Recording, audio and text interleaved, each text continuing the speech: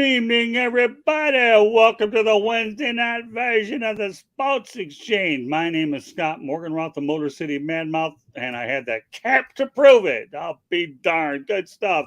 Good evening, Mr. Vogel. Glad you're the unofficial sixth wheel on this show. It's all good, Mr. Vogel. Just make sure you're really active. All right. So with that said, okay, let's get to the crew here, and we'll rock and roll. All I right. thought Will scared away Maraday. No, Yeah, I heard. I seen well, he said Will Vogel, and next thing you know, Mark was gone. I was like, "What the heck happened?" it's what you call it. Now you see it, now you don't, but don't worry about it, Jeremy, because we see everybody and everybody's. So I'm going to start left to right. Candy Ebling, welcome back. Thanks, Scott. Good to be here. All right. Since I'm the Motor City Madmouth in the middle, we'll go to the right and Jeremy Ballrag smoking Jeremy B.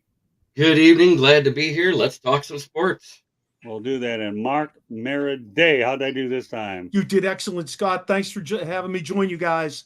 Oh, I enjoy bringing you on, Marco, anytime I get an opportunity.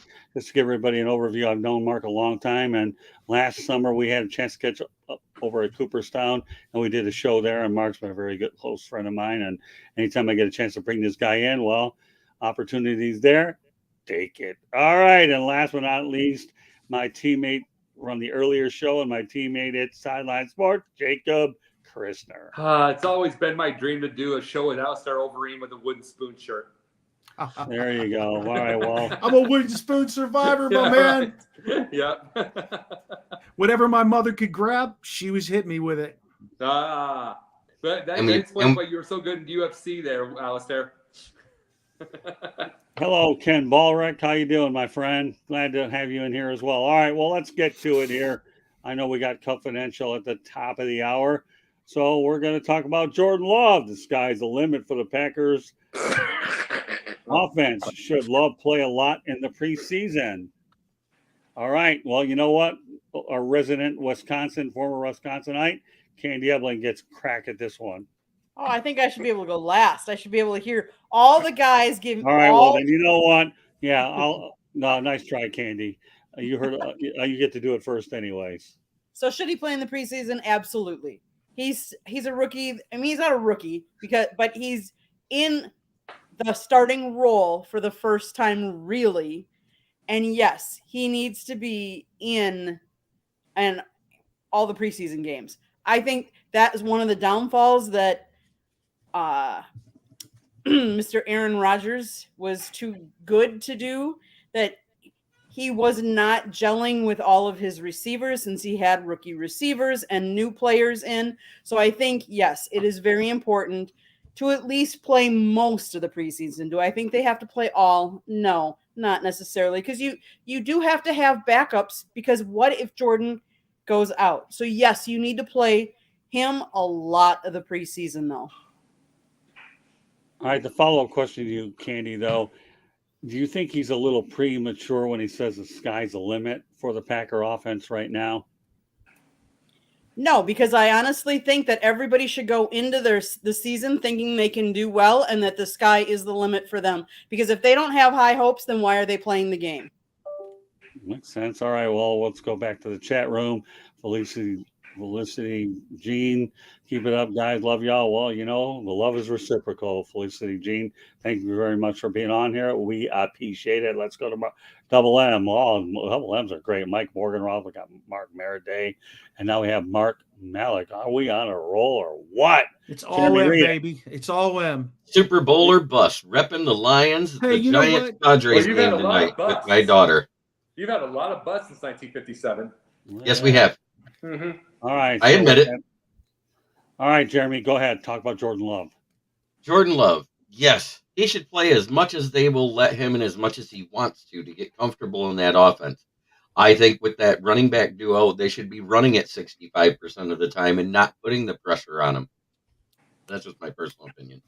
Okay, that's fine. All right, Mark, on to you. I think he needs to play, but I think it needs to be a controlled amount. He needs to see first-team reps. You know, you only have so many preseason games, and who's backing him up? Who's going to take his place? Even if you want to have a ball control offense, you certainly have got to be realistic. What do you have behind him, and how is it going to impact your season if this guy goes down? Is he is them being a powerful offense realistic? No, he's delusional. Boy, I agree with you. I feel like he's delusional because he doesn't know what they're going to have until he actually steps on the field and plays.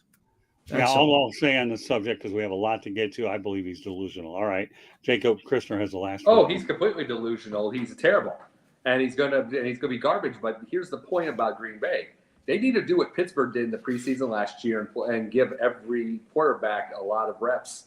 Because I loved what they did last year with it. All three of those quarterbacks in Pittsburgh played great in preseason. That was fun to watch. Yeah. Green Bay needs to do that. See where you're at, because the thing is, at this point in time, Love's not good. He isn't good. He's his quarterback. The touchdowns that he did get would be the long plays. Someone had to run it. He did not have a play of his own. He doesn't read the field well. He's up 3 years in. We can blame Aaron Rodgers on the thing, but he wasn't great in college. He wasn't great in college to begin with, so this isn't going to be well. This is where I'm going to predict, and I don't predict this because I've been seeing the butt kickings the last 30 years from the Packers over the Bears. But the Bears are going to sweep them this year if Love is going to play. Okay, next subject. And we're going to go right to left, and Candy gets her wish to be last going forward, all right? But she let it off because of Aaron Love. All right. It's not Aaron Love, it's Jordan Love. Aaron Rodgers left. I thought Jordan Rodgers was in New York. I thought that we were actually going to put the best of Aaron Rodgers. Are you trying to squeak out a little bit of Rodgers in Love?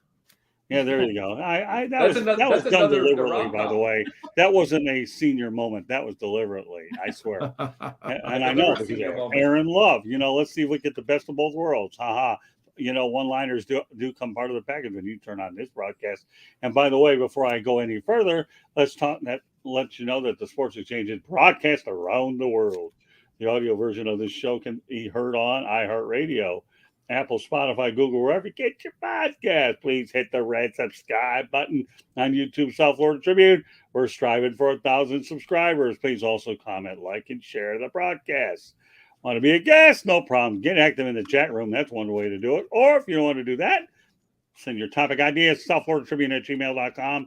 If you want to advertise cost efficiently, call me 954-304-4941. We broadcast live on Facebook, LinkedIn, Twitter, and YouTube. Website www.southfloridatribune.com. You can reach me on Twitter @TribuneSouth. And Candy Ebling is behind the scenes. Tonight she's in front of the camera. Good stuff. Now you see her, and now you know the brain behind it. All right. With that said, Jeremy, okay, here's what we got. The bizarre decision of David Freese to withdraw his candidacy for induction into the St. Louis Cardinals Hall of Fame, August 20th, 2023. What are your thoughts, Jeremy, about a guy's decision to withdraw their name from consideration for a team Hall of Fame, much less one for the Cardinals? What I love about David Freese is even when he won his MVP that year in the World Series when they beat Detroit, right? He was very humble about how he approached. He's a very humble man. I don't think he likes being in the spotlight. He propped up all his teammates and the pitchers. He propped up the catcher.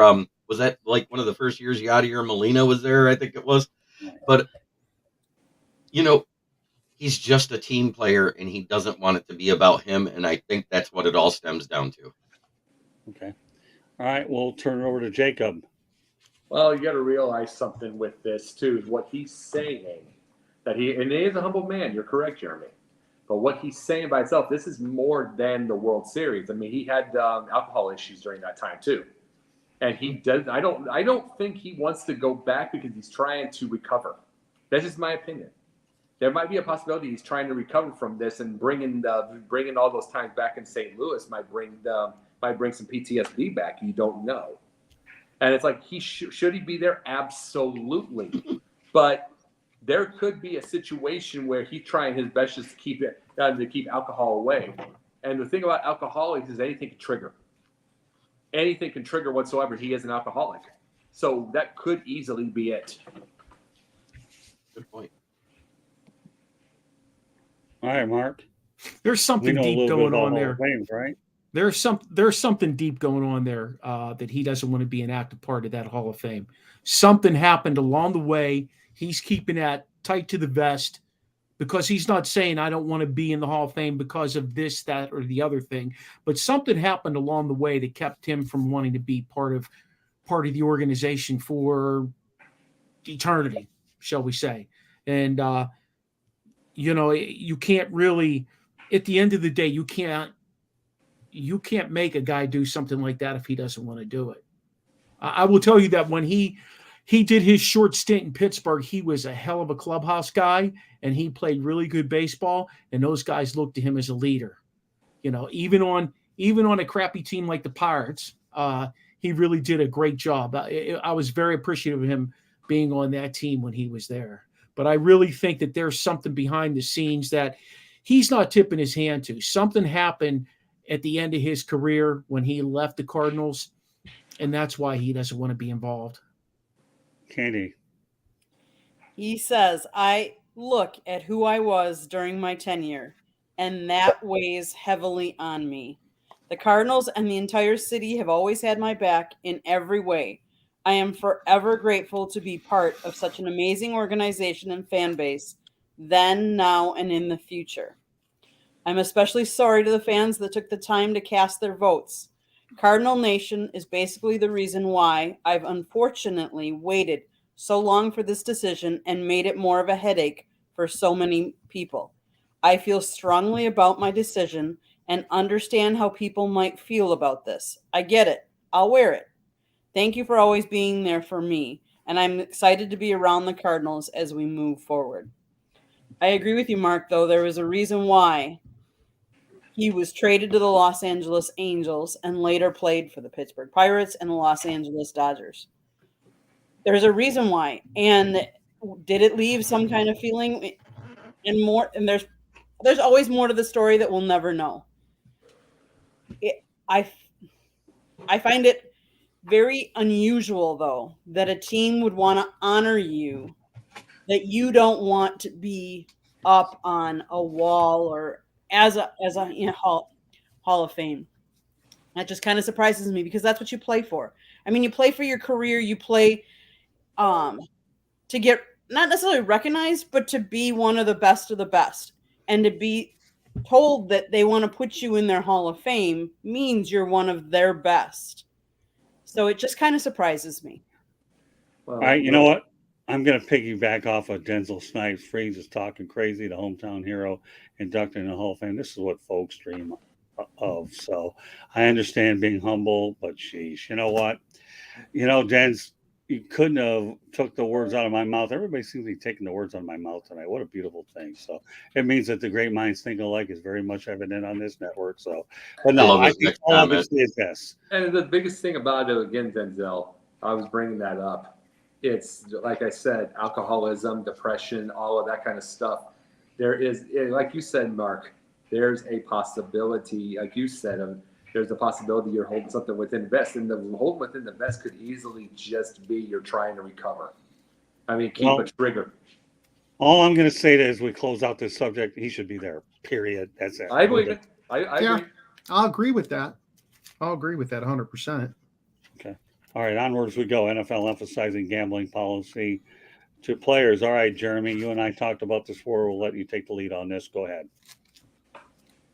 They're talking about re-educating all the players and doing a better job at the rookie symposium of informing the rookies. After that survey came out and 80% of the players did not know that if you're on the road or whatever with your team and you're in your hotel room and you bet on anything, not just the NFL, it was against the rules. They didn't know that. So that has to be reiterated. That has to be explained properly. You can say it's in the rules black and white, but how many people read all the bylaws? Not many. So that does need to be done. And the fact that Tom Brady came out a week to the day after my article published with the paper and said that he wants to lead the symposium on gambling to help keep players from making this mistake again tells me that he agrees that the player education needs to be better. Okay, Jacob. Yeah.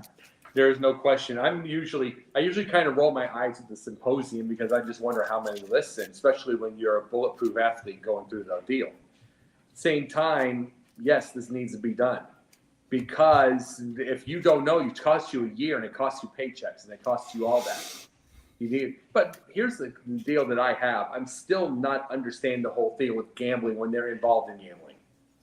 I just won't. I just will never get it. It's like, see, to me, and I'm just being honest, if you're involved with gambling, the only thing that I would absolutely, I'm talking about team to team, that I would only ban a player for is betting against my team.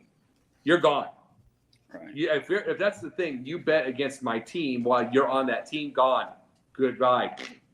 But I have no issue with betting on other sports, betting on other everything like that, especially when there's the NFL's all over it. So is Major League Baseball, so is everybody else.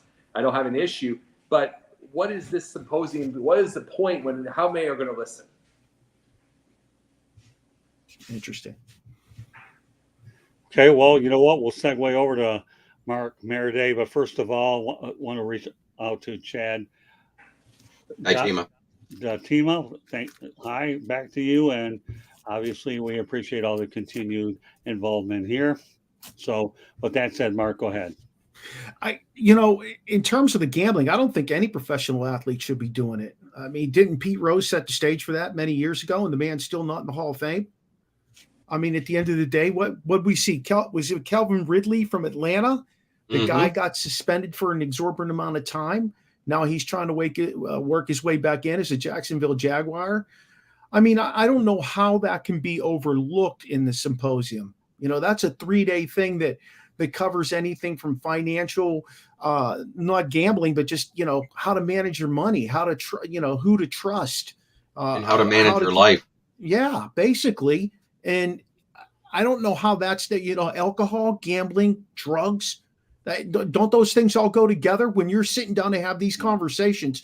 Don't these things all go together, from generally speaking?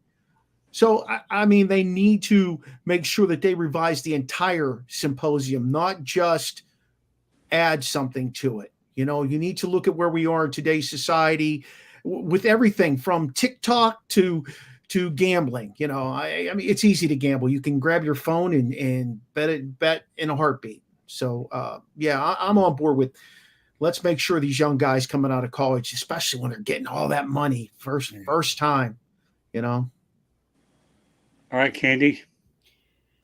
I work in a very regulated industry, in the banking industry.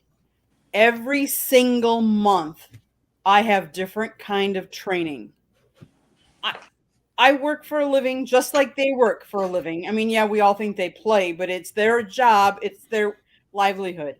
There needs to be education. If you're going to police them and tell them and suspend them and dock them pay because they're doing something, they need to know ahead of time what they can do and what they can't do. Now, if you had it out there and they didn't listen, that's shame on them. But at least educate them. Like I said, we have training every single month. Something every single month. Yearly code of conduct. Yearly, these things you can do, these things you can't do, these things will get you fired. They need to do that because they have to be educated. They can't say that I never knew it. You can only play dumb if they don't do it. Right. I mean, the only thing I'll say about it is these guys don't want to find out that they're going to be gone a year. If you want any living proof of that, Paul Hornung, Alex Karras, once upon a time, they were banned from the league for a year, and Pete Rozelle wasn't lenient on them. And I can rest assured Roger Goodell probably won't be a whole lot more if they keep drawing the line. The last thing you want to see are players go broke, but the problem is you're going to see a lot of them go broke if they don't learn right away very quickly who they want in their inner circle, how many people are leeching money off them, and those kinds of people. So don't be an Alex Karras and don't be a Paul Hornung. And yes, Jeremy, I know your signals about when you want to comment because I've worked with you long enough to figure out what nonverbal communication when it comes to you. Go ahead. You got the last word on it. And everybody mentions Calvin Ridley, and here's the big thing about that. He bet on the Falcons to beat the Jaguars. And so the Falcons said, fine, go be a Jaguar and trade him away. That's kind of hypocrisy. You know what I'm saying? It makes it funny. Okay, onward we go. we'll talk a little bit of NBA observation of the trade at Phoenix, where they sent Chris Paul to the Washington Wizards for Bradley Beal. I know there's talk that Isaiah Thomas was behind this move a little bit. I don't know for sure. Okay, but Mark, I'm gonna let you lead off with this one. Yeah, I wanted this one. I'm not exactly sure what they do in DC, to be quite honest with you. Okay. They have so many guys come through there. They trade them away. They get marginal players. Kuzma, as soon as they traded away Bill, Kuzma opted out of his contract, and that changes the dynamics of this team. They're always trying to figure it out and rebuild. CP3 is not coming to DC. You could think whatever you want. They're not going to buy him out, but he's also not coming to DC. I just read an article today that talked about him ending up with the Lakers, which, whatever. I mean, but get something for him, get something that's quality that comes back, that gives you depth. One thing that we learned about the NBA this past finals, especially, is that you can have a big three. I don't care. There's a team out there that plays like a team that's going to beat you. And I feel like Denver was a team out there that won it and deserved it. And quite frankly, Miami was a team too. I mean, I know they hung a lot on Jimmy Buckets, but the NBA is just not built around the big three anymore. I think it's more of a team game. It's changing. It's going full circle. So okay, Jacob.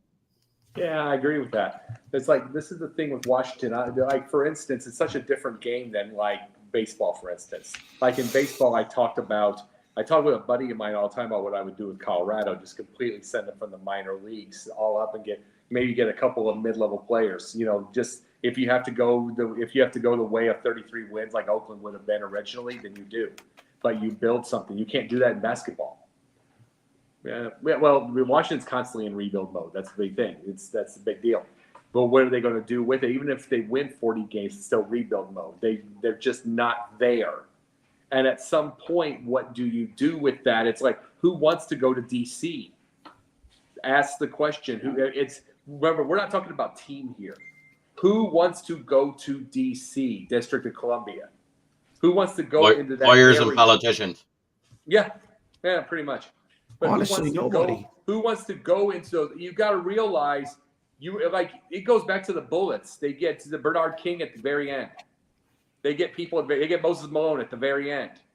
They get all of them at the very end. It's like people don't want to stay there and they don't want to get. And it's like, so what do you do with it? Do you just go to another city by itself and let it all go? Or do you try what I was talking about with the Colorado Rockies and take the risk? Because you got to remember, it's a lottery. So you could totally tank like crazy and still miss the number one. So what do you do with that thing? I'm just kind of puzzled with that team, though, especially the decisions they make. Mm-hmm. Hey, Jeremy. He's exactly right. The Washington Wizards Bullets, they traded away Ben Wallace, and he became a Defensive Player of the Year to the Pistons, if you guys remember that.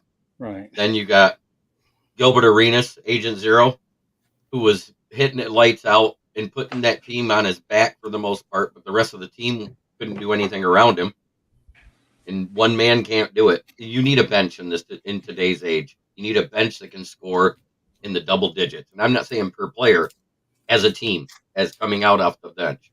They also have to be able to play a little defense. They don't have to be perfect. They just got to be enough to let the starters rest. Candy. It seems like the NBA, there has been, and maybe this is just my opinion, because I've watched it a little bit more, is that there's been more injuries. And because of the injuries, and they don't have the depth, that it really plays a big role in some of these teams, how well they do. Like you were saying, Jeremy, you need the bench. You need backup guys to come in and to be able to score those threes. I mean, one of the things I would say, Miami, they had Jimmy Buckets, but they had players that went down and they just didn't have the depth. They didn't have a big man. Bam is, he was good in that last series, but he had some series that he wasn't that good, and there wasn't somebody to come in and step in for him. They got really small when that happened, and you can't compete against all these big guys in the league. So do I think that Chris Paul is staying in Washington? No, I don't think so. Where he's going to end up, I do not know, but I don't think it's going to be in Washington. All right, we need to make a There's going to be correction. a What lot you of said. movement. I think there's going to be a lot of movement. That was a 3-team trade, is what happened. But he's Well, talking. no, I don't. I disagree. I think that was a sign and trade straight up for Grant Hill. No, I think you're off base with that one, Jeremy. I'm almost certain because I remember when it took place, but not a big deal. I think it was a straight up. You had Chuck. I think it was Chucky Atkins and Ben Wallace for Grant Hill, as I remember it. Okay, Okay. so it's not a big Update, deal. It's not a update by big the deal. way, Celtics get Porzingis. Okay, let me add one thing about this, and here's what we have.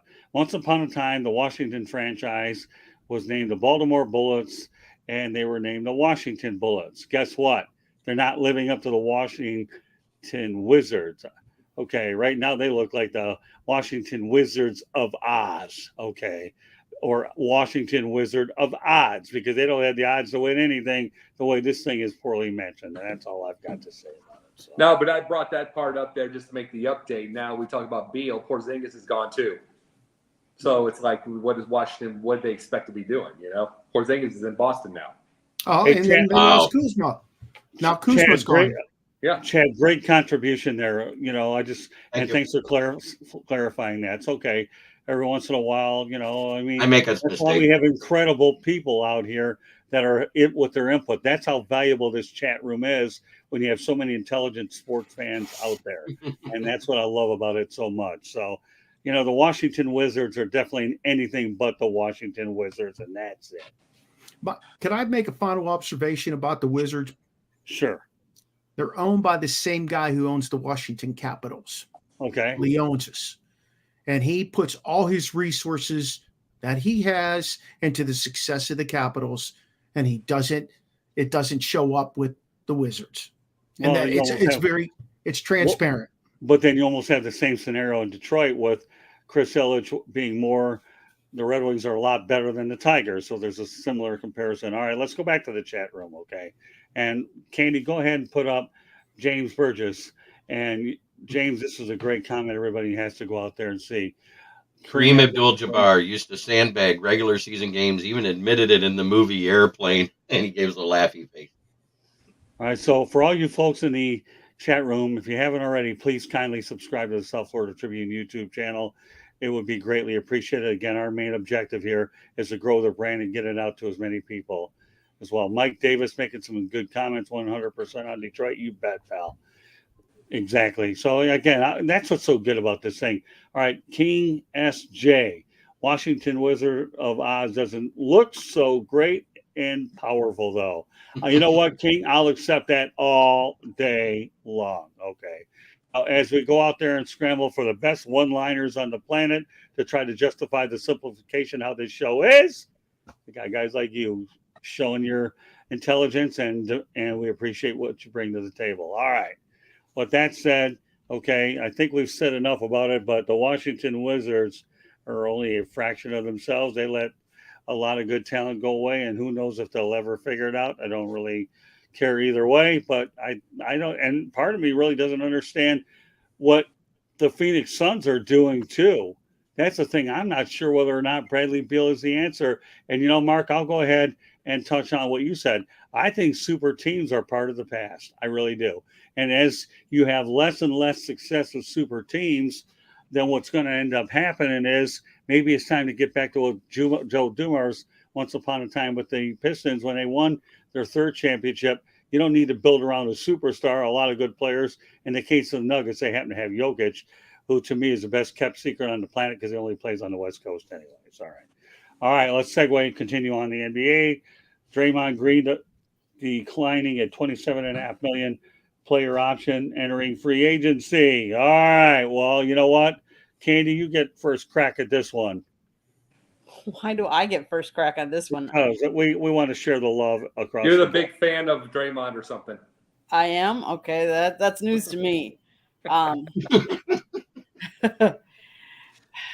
He's testing free agency. He thinks he's worth more and he's going to get more. Let's put it this way, with the right coach and the right fit, he could do really well and he could be a key player. But there's only a handful of teams that I think he would be that key player for. So I think it's very interesting. I mean, let's face it, a lot of guys want to play the field now and see what they're worth. And maybe it'll, hopefully for him, it'll work out. But he has to have the right coach and the right fit. Okay, That's all right. my 2 cents. All right, Jeremy. Draymond Green. If you'd have told me he was doing this at his last contract before they renewed him again, I would have said bring him to Detroit then, because think about how much better the Detroit defense would be with somebody like that. We wouldn't care if we had Dwayne Casey as the coach. Now that Dwayne Casey's not the coach, I say bring him here anyways, because he does have that defensive background. He can help teach the other players how to play defense. If you have him and Wiseman on the same team, I think it would make it better. And nice little Golden State reunion of a different kind. So, all right, Mark. You got to be careful where you sign him at, especially at those big dollar amounts. I agree with W Vogs 18. I think you got to be careful where he signs, and I think that at the end of the day, that helps Golden State. I think they need to kind of reboot themselves, refine themselves if they want to be competitive down the stretch here of Curry's career. I'm just not. I didn't like.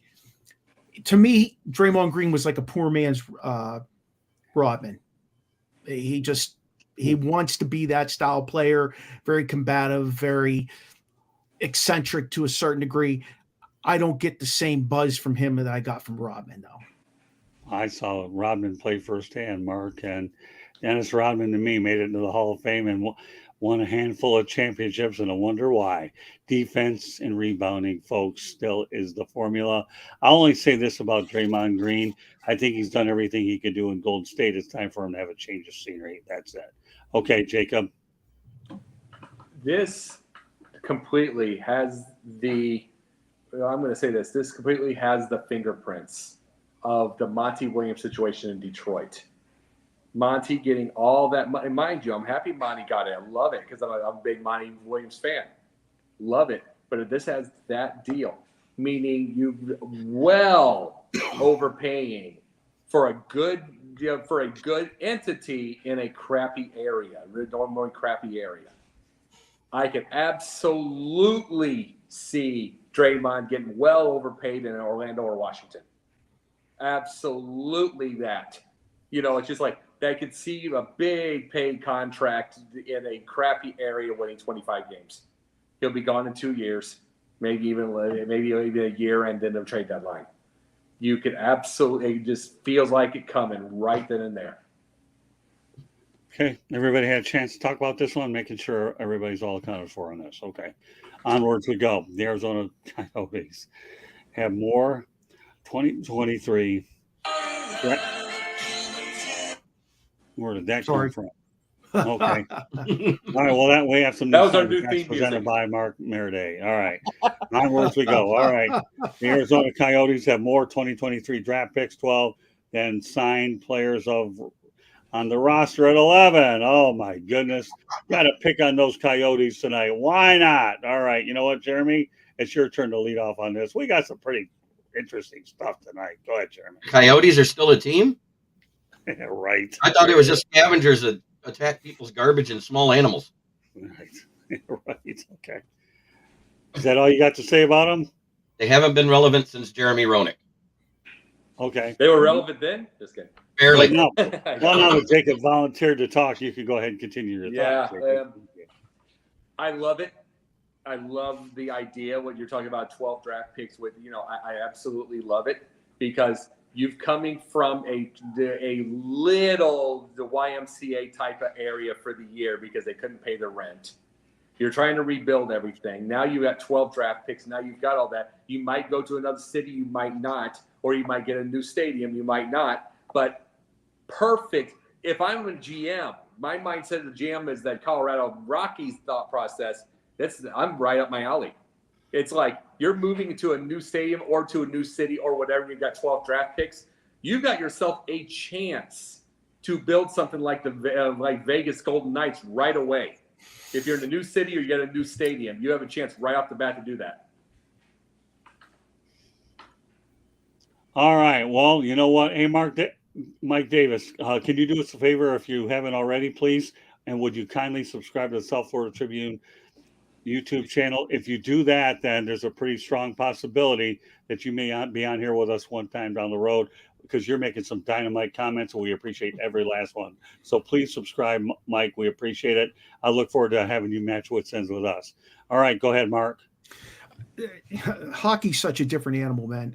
12 draft picks in hockey doesn't necessarily translate to having a successful team. I see a lot of teams in the NHL, and I'm a Penguin fan, year in and year out, that have minimal amount of draft picks, but they go out and they pluck undrafted free agents and they develop them at the lower level. I look at a team like Philadelphia, who's been down in the doldrums for several years, and they've had some high draft picks, but they're still down in the doldrums. They're just not developing. So unlike other sports, you really got to be careful when you're doing this. Comparing them to Vegas is not a very, I don't know, in my opinion, it's not a worthwhile comparison, because Vegas got to pluck guys off of teams that were either high salary or were coming up on their contract coming due, or they were underperforming guys. So, you're getting a bunch of veteran guys with an expanded salary cap number that can help you to develop your organization much quicker. I'm not sure what it's going to take for Arizona. I think they're going to take on some dead weight contracts here real soon, because they're not even at the spending floor yet. I mean, they are well below the spending floor, so they're going to have to take on some dead weight contracts. They really need to move out of that city. At the end of the day, they need a fresh start. They need to find a place that is going to be looking for hockey to be the coup de grace there. I'd love to see them go to Quebec. That's where I'd like to see where, them Mark? go to Quebec. Yeah. Okay. All right.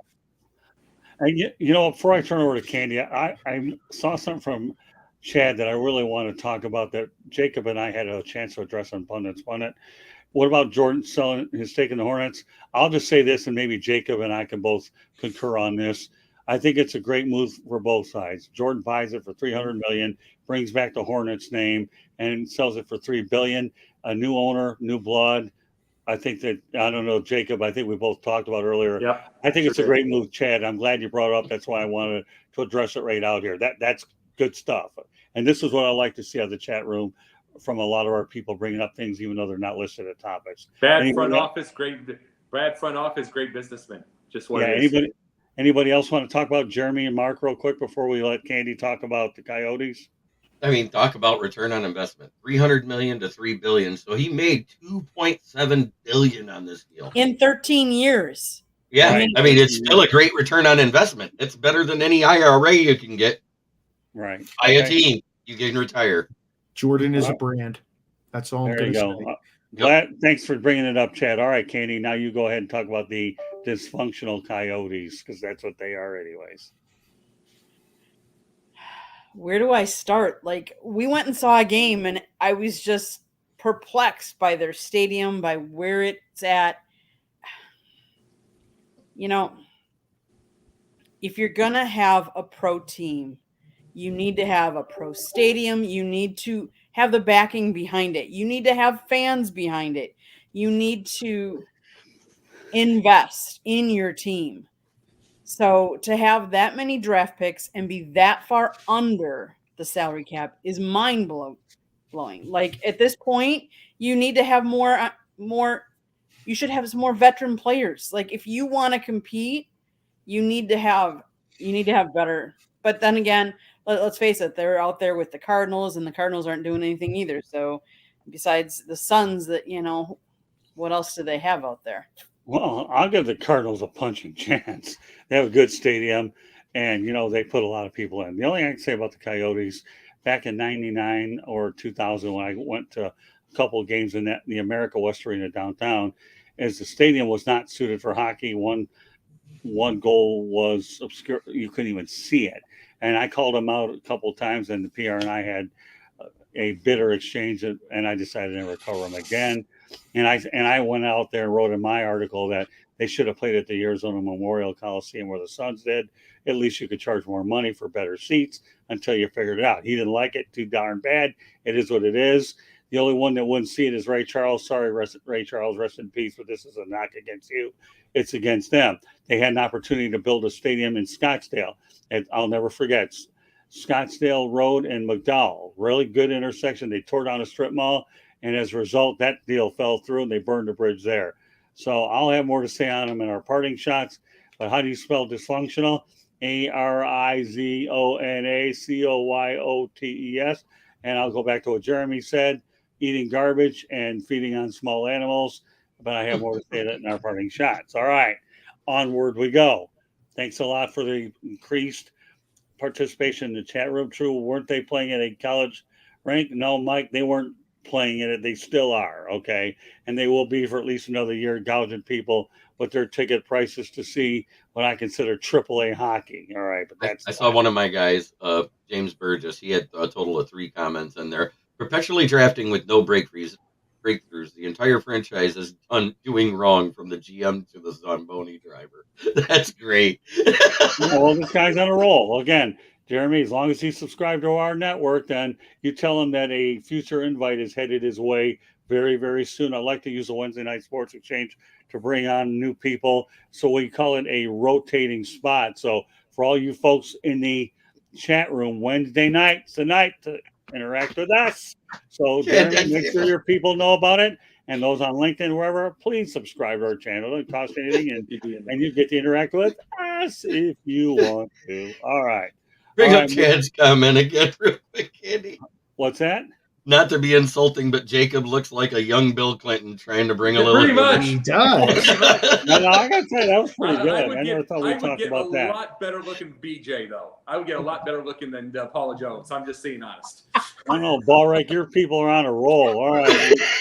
As we inch toward confidential, okay, and we do have confidential coming up top of the hour, there's a report that DeAndre Hopkins is in no rush to sign after their productive visit with the New England Patriots. All right, let's move along. We have 2 subjects to go, confidential at the top of the hour for sideline. So as we continue to go ahead, and George gets into there. George Leghorn. Jacob is the face of radio. I don't know. He could probably qualify for TV too. All right. So not TV too. Ask the women. They know better. All right. We got 2 topics. Let's get to them. So I talked about DeAndre Hopkins, Jeremy. And again, he's at the end of his career. If one of the contending teams doesn't have the money to sign him because he wants to be paid, I think he ends up on a beach in Tahiti sipping drinks. Good enough. All right, Jacob. He ain't gonna want to play with Mac Jones. Yeah, let's be honest. He is not gonna play. That is maybe if McCorkle. you promise him. If you promise him Bailey Zappi, but maybe. But I mean, if this is the thing, what does it matter if he doesn't? It's not like he's going just for an athletic. Here's the thing: it's not necessarily going for an athletic quarterback. He doesn't want to play with the Kyler anymore. It's obvious he doesn't want to play with Justin Fields because there was that rumor for a billion years. It's obvious he doesn't want to do that. It's like, what kind of? The thing is, who does he want to play with? Does he still want to be a number 1? He's not a number 1 anymore. So, truthfully, he might have to take a wide receiver 2 or 3 spot. He really might. So, I mean, here's another thing. Here's another possibility. Miami. You put him on Miami. It would be another weapon. They don't have a contested catch guy. Right. Okay. All right. Let's move it on to Mark. I'm thinking the Jets or the Chargers. That's what I'm thinking. Okay. I could see him playing with the Jets because they moved on from who? Garrett Wilson? Is that who they moved on from? No, they still got Corey Davis. Okay. All right. I could see him going there, especially because they've invested so much in getting Aaron Rodgers in there, and they want to win. They got a very short window with Aaron Rodgers. I could see him going to the Chargers because there's never a level of consistency for them, and their core is getting older out there. They want to get it done with Herbert before they get too much older.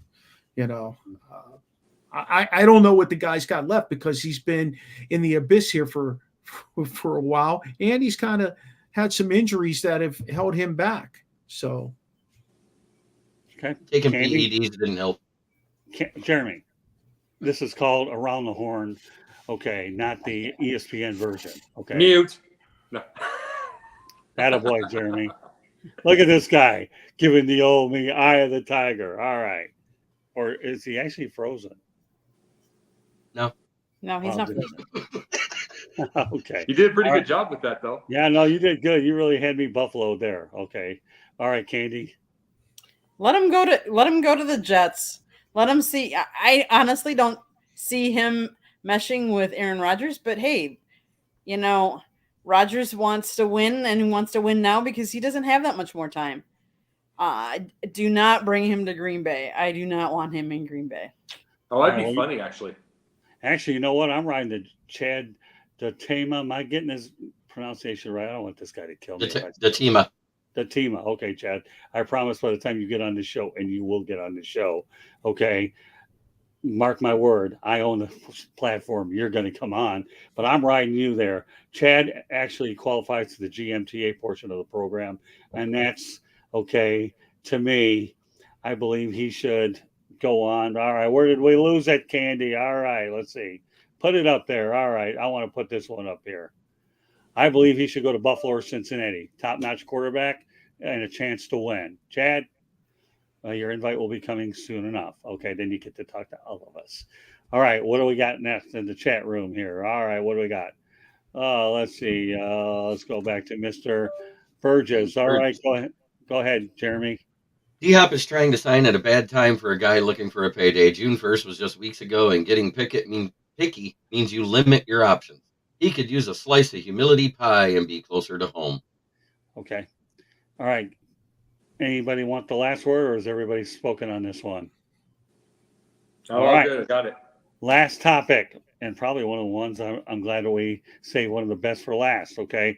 LA Angels GM Perry Manassian said the odds of them moving Shohei Ohtani at the trade deadline isn't going to happen even if they're in contention. So, with that said, Jeremy, Shohei isn't going anywhere. If he does, it'll be in free agency.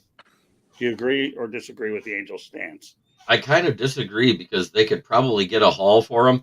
To me, it makes about as much sense as what the Pistons did with Bogdanovich last year. We had no chance of making the playoffs, and he needed to go to a contender, and we could have had more draft capital. So I think the Angels could do the same thing because they're a middling team with superstars on it. Good answer. I like that. Jacob? I'm in agreement completely. For one thing, it is the Angels after all. So they're going to sink somewhere. It's good. I mean, I love Trout. I do like Ohtani, no matter what I say. Somebody's going to get hurt. They're going to sink. They already have one of their middle players that got hurt. He's going to get to that thing. It's like they're going to get hurt. They're going to lose 11 out of 13, and that's the end of the year. That's the end of their year, and then it's going to happen right before their trade deadline. They're going to make that decision. So the thing is, truthfully, go get your haul. You're going to make your fans mad by itself, but it's like you could get zero for next year because Seiya Suzuki's already talked to him about going to the Cubs, trying to get him. So it's like he's already got his suitors. You want to go get what you can. Chad, keep us on a roll. Yeah, but I'm just saying this is the truth. It doesn't even have to be the Cubs. It could be anyone. He's going to have suitors, and you could get your people. You could get a lot of haul for this at the trade deadline. Okay. Mark? Hello, California, hello, Angels. This is the Dodgers. Go ahead and send him over. That's it. I mean, at the end of the day, he's going to end up with the Dodgers. He may make it through the season, but he's going to be over with the Dodgers. They're going to pay him. I don't know how the Yankees could potentially put more money out for a guy like that. I was at a Yankee game last night, and I had to witness Josh Donaldson and Giancarlo Stanton, two of the worst superstars who are playing baseball right now. It's just they're god-awful, those two guys. I don't think their combined batting average doesn't equal Ohtani's batting average. It's just so bad. But okay. All right. What we need to do is let Jacob, he has confidential right now. We're going to let him go. So once you let everybody know how they get a hold of you, we'll take it home. Sunday nights, Basket Bros. Monday nights, Pundit Views. I got a big interviews coming up on Monday night. Tuesday nights, nothing. Wednesday nights, these 3 shows: Pundits Pundit, this show, and Confidential. We're working back on the Thursday night soon to do the Yin and Yang, which is one of my shows that's outside of sports. So working on that. Got a couple of short films moving on also. So and then keep going. So I'll keep moving. So in 90 seconds, you'll see him on Confidential. Thank you very much for being on here, Jacob. We have more work to do on Take care, Sunday. guys. All right, good night. See you, Jacob. All right, now there are 4. Okay, Candy, Otani. If they don't move him, they're kicking themselves in the butt. Let's face it. I mean, let's face it. The Lions moved Stafford, and look at the haul that they got for Stafford. Like right now, you can get a haul for Shohei. If you wait till free agency, you're never going to be able to afford him. I mean, he's going to be getting between $500 and $600 million. You can't afford that. You're not going to shell out that much money. You're already shelling out how much. He's going to go either to the Dodgers, Yankees, or the Mets, like the ones that will spend the money. So if you can get the money now, get the most for him, because you're not going to be able to do it later. Yeah, I agree. I mean, he's going to the Dodgers. He's going to get paid a lot of money. And I like the way you might as well get something instead of nothing. So, yeah, but yeah, Kenny, Mike Davis agrees with you. That's a great point on the Lions. Of course, Brad Holmes will become the next guy that fleeces everybody. Nobody will want to trade with the guy. Exploding. He's going to fleece everybody that he gets in contract. Just so happens once the Lions finally have a general manager that we can actually say that fleeces somebody instead of them getting fleeced. That's all I've got to say. So, all right. Well, you know what? We have time for parting shots. Jeremy's like biting something. He needs to let something out. All right, go ahead, Jeremy. He's giving about me about the Otani thing. There's 2 big contracts that come off the Tigers next year, which will give him enough cap room to buy him under the cap. Cabrera's gone and Shoop is gone. That right there is $42 million. Yeah, there you go. I'm starting to understand Jeremy's signals. I mean, this guy is unbelievable. I love having Jeremy as my co-host on a million shows. Anyways, if you've ever seen a guy come so far in such a short period of time, you're looking at it, and plus he wears the company hat very well. Thank you very much, Jeremy. So, all right, with that said, okay, parting shots. Jeremy, since I reaped your praise, you go out there and give me your parting. Well, we had a request for Jacob to say it, but he didn't do it. And I like to do voices, so I want to give it a shot. I did not have sexual relations with that woman. But anyways, that being said, my parting shot is let's see some good baseball coming up. And I've heard people complaining about the Tigers because they're a bad team. If you've looked at the division, the whole division's horrible. And they might be able to be buyers at the trade deadline and actually win a division and get some playoff experience for this young team. And I think it would be a good idea. Great one. Love it. Mark, go ahead. My parting shot goes out to the NBA. You need to take a page out of what the Denver Nuggets just did. Reevaluate the way you approach the game. Get yourself a guy you can hang your hat on. Bring back the big man. Play some big man basketball. And change the game so people are interested in it again. I watched the finals for the first time in years because of that. So NBA, change your mentality. All right, Candy. What an exciting time to actually live in South Florida.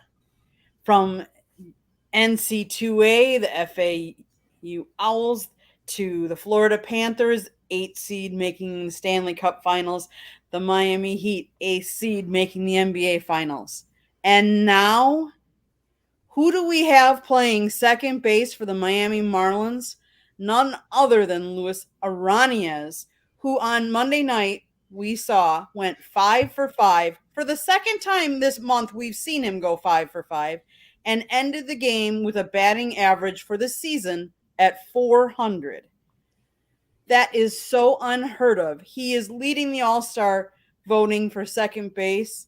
Everybody should be jumping on his bandwagon, and all the young hitters out there should be looking to see what he is doing, because he's not hitting for the power. He's getting base hits, though, all the time. That's He's hit what for you the cycle this year, right? I'm sorry? He hit for the cycle this year, too. Yeah, first one in franchise history. Now that you brought it up, Jeremy. He did. He's relaxed. He's having fun. He is such a pleasure to watch. Everybody should be jumping on his bandwagon. And the Marlins are second in the National League East. Who would have thought that? Go Marlins. All right, you know what, Mark? Here's the deal. You talked about the Arizona Coyotes. You want them in Quebec. Don't hold your breath. They still need to keep a team in the other conference. I've said it on numerous shows, but you're going to hear it for the first time. I say the Arizona Coyotes should be in Kansas City. I do. Many lifetimes ago, it seems like the Kansas City Scouts had a hard time in a different era. And once upon a time, I think Sid Abel, the former Red Wing, was a coach for a short period of time. And the Kemper Arena was not a suitable facility, but that's what they had. But they got a new facility in Kansas City. If there's ever a city that deserves another opportunity at a second chance, it is Kansas City, Missouri. Kansas City fans are excellent sports fans. We know what they've done with the Chiefs. They've won, but even before they were winning, they were filling up Arrowhead. And I know that if the Royals put together a halfway decent team, the only thing I can tell you is they're going to do well as well. So they need to let's bring back the Kansas City Scouts and get rid of the curse of the Coyote, please. Kansas City, I'm starting to build a good following with them anyways. I want more of you people. You guys are good people out there. Once upon a time, I was out there anyways and saw a game at Arrowhead. And if you haven't been to Arrowhead, it's one of the most unbelievable places on the planet. So bring back the Kansas City Scouts. That's what I want. Kansas City Scouts. All right. With that said, now is an opportunity for everybody to let everyone know how to get a hold of you. Jacob is gone, so it's your turn, Jeremy. Well, you can find me right here at the South Florida Tribune channel, where I will be with Scott on any show he wants me on, including our own, which will be Sundays at 10, starting next week again, because he's busy with the Florida Marlins game this week. Miami which Marlins. Is Miami. Well, whatever. Well, no, it isn't whatever. Hey, wait! Right. If you cannot call stadiums by their renamed name, I can call that team by their not renamed name. All right, well, whatever. Oh, so now we have a counterpoint, right, Ballrick? Yeah. Okay. Well, Roy. That may be a new segment on the professional and the professor and the pupil. The professional right. And the pupil. Wait, what? You can't even say it right. I was going to say it's the professor and the pupil. He's the professor, I thought. Yeah, but anyway. I don't know what I am. I couldn't help it. Yeah, I'm trying. Yeah, I got it that time. Then there's also my channel, which is Kneecap Fighting with the Detroit Lions, where I have my NFL show on Wednesdays and the Lions fan chat on Fridays. Then we have where I'm on Let's Talk Sports, which is a part of the Sideline Sports Network, on Fridays and Sundays, where I do interviews with other podcasters and other former pro athletes. Then you have my writings on the SouthFloridaTribune.com underneath the menu bar, where you can find the Motor City Tribune and find my name, Jeremy T. Ballrick, as one of the authors underneath Scott Morganroth and George Eichhorn. Very good. All right, Mark. That was a whole lot of stuff there, Jeremy. Holy crap, my head's spinning. Hey, you can find me at Original Sports Podcast anywhere you listen to podcasts at. I've been around for going on 4 years now. I have a group of guys with me called the Barbershop Crew. We go on location now, and we just sit down and chat it up pretty good. I can tell you that the June 30th show, because we do a bi-monthly show now, the June 30th show is going to be in Harrisburg, where the Harrisburg Senators are taking on the Altoona Curve, two AA teams with some prospects from the Pittsburgh Pirates and the Washington Nationals. And then on July 14th, our show is going to feature an MMA fighter that we know, another professional fighter from the area. And so we'd love to have you jump on and check us out. Again, it's the Original Sports Podcast with Mark Maraday. I'm part of the Let's Talk Sports Network, and we are also in with Sideline Sports. And also, I should point out that Mark Maraday is a big help for us on social media as well. And we can't thank you enough for your participation, help spreading the content around. I should point out that one more time that Sports Exchange is being broadcast around the world. The audio version of the Sports Exchange can be heard on iHeartRadio, Apple, Spotify, Google, wherever you get your podcast. Please hit the red subscribe button on YouTube, South Florida Tribune. We're striving for 1,000 subscribers. Hopefully, we'll add 1 or 2 more tonight to get us closer to the number. Please also comment, like, and share the broadcast. Want to be a guest? Go in the chat room. I got a couple of candidates that are due to get invites soon enough. So, or the other way to do it is send your topic idea southfloridatribune@gmail.com. If you want to advertise confidentially, call me at 954-304-4941. We broadcast live on Facebook, LinkedIn, Twitter, and YouTube. Our website is www.southfloridatribune.com. Our Twitter information is at Tribune South. Candy Hebling is behind the scenes, but tonight she's on with us. So now you know the mastermind behind the platform as well. So we want to thank everybody out there for joining on this edition of Sports Exchange. And Candy, take it away. So I would also like to say that for me, on Tuesday nights, you can find me a lot of times on 3 Chicks in a Pod or Chicks in Salsa. It's just chicks talking sports and whatever else we like to talk about, but a lot of times it's sports. You can also find me, you never know when Scott's going to pluck me out of behind the scenes and put me in front of the camera, but you can go to our website, www.southfloridatribune.com, and you can see my photography. I do have pictures up in the galleries of all the different places we've gotten to. You can see some of my work in the videos as well. But with that, Scott, I think that's pretty much it. All right. Well, I want to once again special thank you to everybody that participated in the chat room. I really enjoy it immensely when we have this much involvement, because there may be some things that we may miss, but when you have as much reinforcements as we did, it makes it even more fun. All right, Jeremy, one of your nonverbal communication signals, what do you got to say, brother? And I want to say thank you to Candy for all the editing and the publishing of our articles on the website she does, because without her, this whole thing would blow up. Telling me that, I definitely know that. That's for sure. I'm not tech savvy, and she's unbelievable. I may run out of words. And I was going to make another comment, but it's not suitable for air, so we'll talk after the show. Well, all right, let's see. Is there another comment to keep it rolling? There was one out there that Chad Mike Davis. That a boy. I want to make sure you're another guy that I want you to contact me through LinkedIn, and we need to have a conversation so we can get you on here with the rest of us. So, all right. With that said, Chad Datima says Jeremy eats ham hocks during his kneecap biting shows. There you go. All right. So, for the last time. Okay, my name is. I want to thank everybody for joining us. Jacob Crisser just left. Smoking Jeremy B. As always.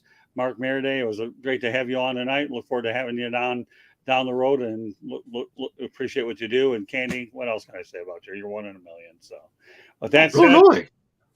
Pardon me. I said Roy. There you go.